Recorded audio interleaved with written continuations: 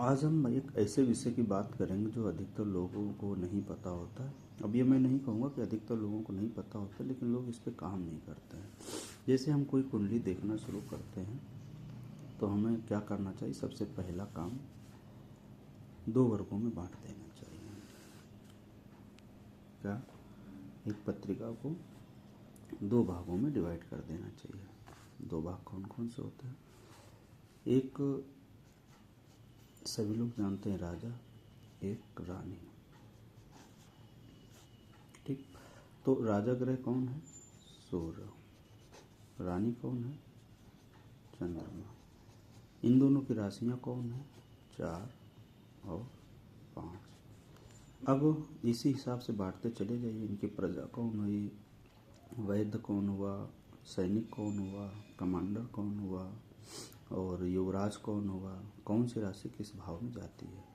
तो 5 के बाद 6 आता है, 6 के बाद 7, 8, 4 के बाद 3, 2, 1।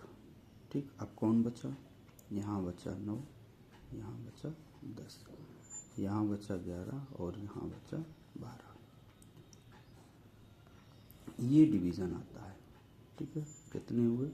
1, 2, 3, 4, 5, 6, 7, 8, 9, 10, 11, 12। अब इनको बांट दीजिए अपने हिसाब से। अब जब हम कुंडली को देखते हैं, जब यहाँ पे हम डिटेल डालते हैं, डिटेल आप जब डालते हैं तो वहाँ पे गण निकल के आते हैं। गणों को देखिए कौन सा है? गण 4 होते हैं। देव, दानव अर्थात राक्षस, और गण 3 होते हैं, मनुष्य। जो जातक वो किस गण का है? देवगण का है, दानव गण का है या मानव गण का है? तो अब इसमें हम क्या करेंगे, देखेंगे कि फिर इसी में एक चीज़ और देखते हैं। जो उसकी लग्न खुल के आई है वो दिन की है या रात्रि की है? लग्न का अर्थ क्या होता है फिर मैं कभी बताऊंगा। कुछ राशियां रात्रि होती हैं, कुछ राशियां दिन होती हैं। फिर उसकी लग्न कैसी है? विषम है या सम है, अर्थात पुल्लिंग है या स्त्रीलिंग है। इस चीज़ को जो हम देख लेते हैं, हमारी लगभग यहाँ पे जो प्रोडक्शन है लगभग ठीक ठाक हो जाती है। इतने में आचरण, नेचर, स्वभाव। और फिर इसके बाद आते हैं ज्योतिष में योग आ जाता है।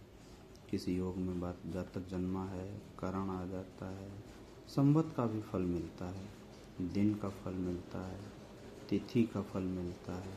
ठीक, इस तरह से इन सभी का ज्ञान होना आवश्यक है। फिर आता है जन्म नक्षत्र का फल, फिर जन्म राशि का फल। ठीक, इस तरह से हमको पत्रिकाओं को देखने का विचार करना चाहिए। सही तरीका यही है किसी जन्म पत्री को देखने में। बेसिक कॉन्सेप्ट, एकदम बेसिक कॉन्सेप्ट। इसको कंठस्थ करें, रटें, समझें, जानें, तब समझ में आता है कि कुंडली को हम कैसे देख पाते हैं। जय श्री राम।